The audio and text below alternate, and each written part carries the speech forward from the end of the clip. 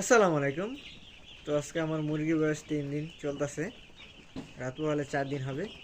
তো এখন বাজে রাত্র 4:30।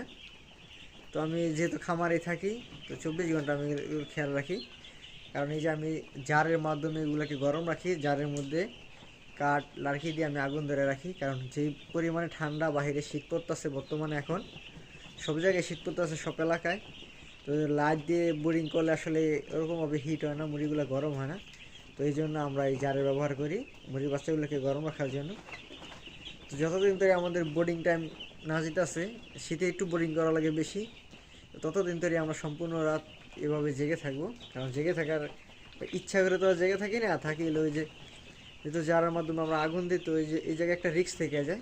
যদি কোনো ধরনের আগুনের ফুরুঙ্গা যদি ছিটা পড়ে, তো এই রিস্কটার জন্য আমরা আসলে ঘুমাই না রাত্রে।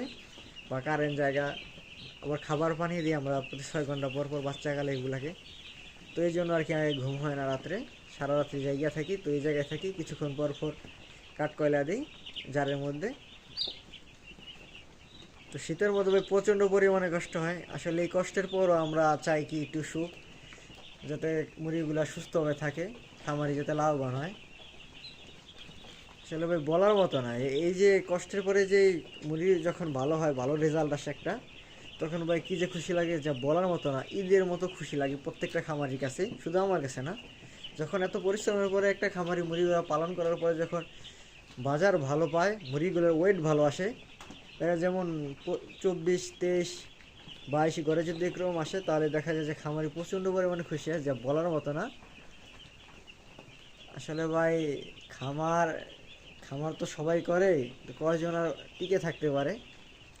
দেখা যায় শতকরা 100 জন খামারের মধ্যেই 50% খামারি ভেঙে পড়ে মুরগির বাজারজাতের জন্য, যে বাজার ঠিকমতো দাম পায় না, মুরগির সেল দিতে পারে না, মুরগি অসুস্থ, নানান ধরনের সমস্যা।